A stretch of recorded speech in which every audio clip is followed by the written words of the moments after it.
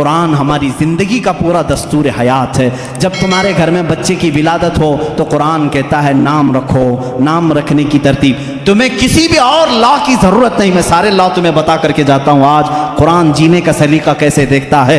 بچہ پیدا ہو تو نام رکھو، وَإِنِّي أُعِيذُهَا بِكَ وَذُرِّيَّتَهَا مِنَ الشَّيْطَانِ سَمَّيْتُهَا مریم۔ حضرت حنا نے کہا میں اس کا نام مریم رکھی ہوں۔ یہاں سے پتہ چلتا ہے بچہ پیدا ہونے کے بعد سب سے پہلی ڈیوٹی ماں باپ کی نام رکھنے کی ہے۔ اس کے بعد کیا ڈیوٹی ہے قرآن سے پوچھا، قرآن کہتا ہے وَالْوَالِدَاتُ يُرْضِعْنَ أَوْلَادَهُنَّ حَوْلَيْنِ كَامِلَيْنِ۔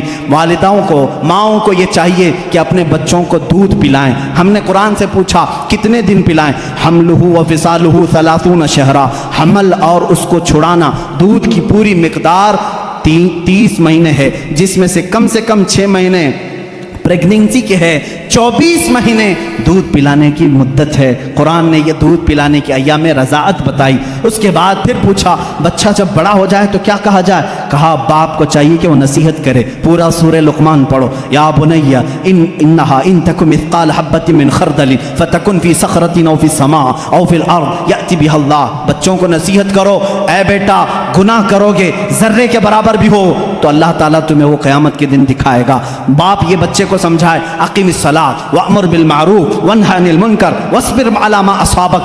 باپ اپنے بچے کو تربیت یہ کرے، قرآن سکھا رہا ہے، میں پوری زندگی بتا کر کے جاؤں گا، اے بیٹا نماز پڑھ، برائیوں سے رک، اچھائیوں کی بات کر، اور جو بھی مصیبت آئے اس پر صبر کر۔ اور باپ کیا سمجھائے بچے کو، ولا تسعر خدک للناس ولا تمشی فی الارض مرحا۔ جب بات کرے کسی کے ساتھ منہ ٹیڑھا کر کے بات مت کرنا، ادب بھی قرآن سکھا رہا ہے۔ اور پھر قرآن کہتا ہے باپ اپنے بچے کو یہ سمجھائے کبھی بھی زمین پر اکڑ کر کے مت چلنا، کبھی کسی کو بلند آواز سے بات مت کرنا، کبھی کسی کے ساتھ چھیمی گوئیاں اس طرح نہ کرنا کہ تیسرا شک میں مبتلا ہو جائے۔ یہ تربیت ہے۔ اتنا ہی نہیں، پھر بچے کو کیا سمجھایا قرآن نے، ماں باپ کے ساتھ کیا کرے۔ قرآن کہتا ہے ہم نے فیصلہ کر دیا، قضا ربک الا تعبدوا الا ایاہ وبالوالدین احسانا اما یبلغن عندک الکبر احدهما او کلاهما فلا تقل لهما اف ولا تنہرهما۔ اے لوگو جب تمہارے ماں باپ میں سے کوئی ایک بوڑھا ہو جائے تو انہیں اف تک نہ کہنا، ان کے ساتھ نرم بات کرنا، انہیں جھڑکنا نہیں۔ ماں باپ کی تمیز قرآن دے رہا ہے۔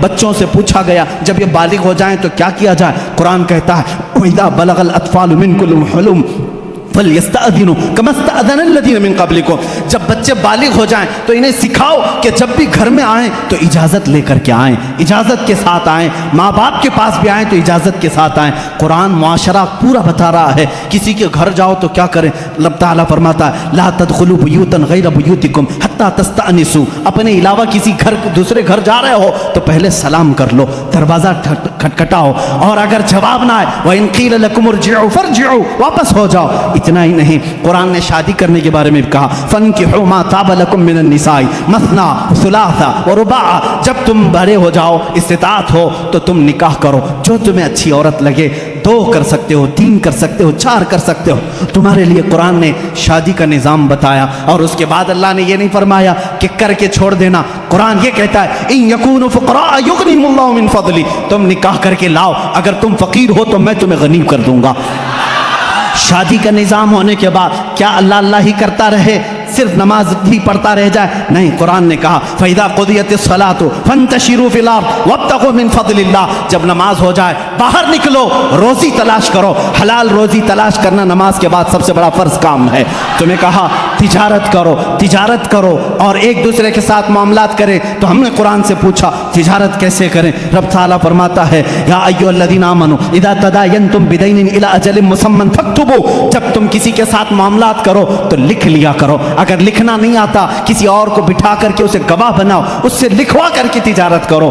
اتنا ہی نہیں، قرض کے معاملات آئیں اس کے لیے قرآن کہہ رہا ہے تجارت کے معاملات میں قرآن نے کتنا نفع لے سکتے ہو، کتنا لے نہیں سکتے، یہ سب چیزیں بتا رہا ہے۔ اب آؤ وہ معاملات جو تمہارے زندگی میں آتے ہیں، برائیاں جیسے، قرآن تمہاری آنکھوں پر پابندی لگا کر کہہ رہا ہے قل للمؤمنین یغضوا من ابصارہم ویحفظوا فروجہم۔ اے محبوب آپ مومنوں سے کہہ دیں اپنی آنکھیں نیچی رکھیں، اپنی شرمگاہ کی حفاظت کریں۔ عورتوں کو رب تعالیٰ فرما رہا ہے اے عورتیں اپنی نگاہیں نیچی رکھیں، اپنے بدن کو کسی کے سامنے ظاہر نہ کریں۔ ہاں اگر تم بے پردہ ہو سکتی ہو الا لبعولتہن او آبائہن او اخوانہن او بنی اخواتہن او निसाइहिन, सिर्फ तुम अपने शोहरों के पास, अपने बाप के पास, अपने भाइयों के पास, अपने भतीजों के पास, अपने भांजों के पास, उनके पास तुम बेपर्दा आ सकती हो। औरतों को ये मुआशरती सुलूक बता रहा है। हमने पूछा कुरान से शोहर और बीवी का आपस का ताल्लुक क्या होना चाहिए, कैसा होना चाहिए? कुरान कहता है हुन्ना लिबासुल लकुम व अंतुम लिबासुल लहुन, वो तुम्हारा लिबास है और तुम इनके लिबास हो। लिबास एक दूसरे के बदन को छुपाता है,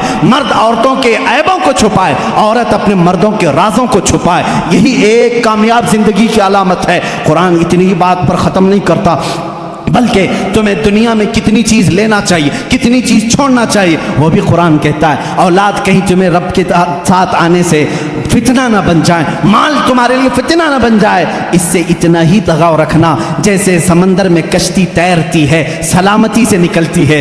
ये दुनिया समंदर है, तुम कश्ती में हो। अगर समंदर कश्ती में आ गया, पानी अंदर आ गया तो क्या होगा? डूब जाएगी। इसी तरह तुम दुनिया में खा पी करके चलो, अगर दुनिया तुम्हारे अंदर आ गई डूब जाओगे।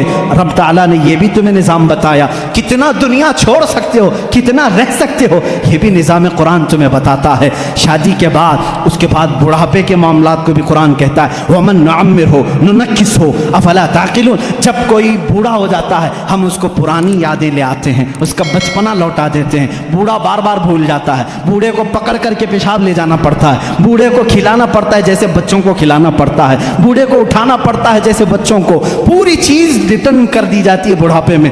ये कुरान बचपन से लेकर के, पैदा होने से लेकर के मौत तक के हालात बता रहा है। इतना ही नहीं बल्कि तुम्हारी वफात आ जाए उसका तज़किरा भी कुरान कहता है। मौत कैसे आती है? ऐसे कि अगर तुम देखो फरिश्तों को तो वो पेशानियों पर मारते हैं, पीठ पर मारते हैं, रूह को निकालते हैं, लेकिन अच्छे लोगों के साथ नहीं, कुफार के साथ। और जब अच्छे लोगों की मौत आती है, मेरा मौला फरमाता है, मैं पुकार कर कहता हूँ या अय्यतुहन नफ्सुल मुतमइन्ना इरजिई इला रब्बिकी रादियतम मर्दिया फदखुली फी इबादी वदखुली जन्नती। मैं कहता हूँ ऐ पाकीज़ा जान के मालिक, आजा, मैं भी तुझसे राजी हूँ, तू भी मुझसे राजी है, मेरे बंदों में शामिल हो जा, मेरी जन्नत में दाखिल हो जा। ये मौत तक का तज़किरा हो गया। और उसके बाद जब कब्रों पर दफन कराते हो वहाँ भी कुरान तुम्हारा साथ नहीं छोड़ता, बल्कि कहता है अल्हाकुमुत तकासुर हत्ता ज़ुरतुमुल मक़ाबिर। ऐ लोगो, तुम्हें दुनिया कहीं गाफिल ना कर दे, तुम जाओ कब्रों की ज़ियारत करो, देखा करो। वो आज बड़ी ताकत के बावजूद भी बेहिस लेटे हुए हैं, तुम्हें कब्रों की ज़ियारत तक की बात बता रहा है। इतना ही नहीं, मौत के बाद होने वाले हालात को कुरान ने बताया। मैं कितनी चीज़ें जिक्र करूं, ये रात ना काफ़ी है। जो कुछ बयां हुआ वो आगाज़ बाप था, ये किस्सा लतीफ़ अभी ना तमाम है। ऐ मेरे अजीज़ों, कुरान को अगर मैं सूरह फातिहा से लेकर सूरह वन्नास हर आयत को, हर सूरह को छेड़ दूं तफसीर के हवाले से, सदियाँ गुजर जाएंगी, हमारी उम्र ख़त्म हो जाएगी। क्योंकि कुरान कहता है, अल्लाह ताला ने फरमाया वलो अन्न फिल अर्दी अक़लामुन वलो अन्न फिल अर्दी वलो अन्न मा फिल अर्दी। अल्लाह ताला फरमाते हैं जो कुछ भी समंदर हैं वो सियाही बन जाएं, और जितने दरख्त हैं वो कलम बन जाएं, और इस कुरान की तारीफ लिखना चाहें, ये दरख्त टूट जाएंगे, समंदर सूख जाएगा, कुरान की तारीफ बयान नहीं हो सकेगी।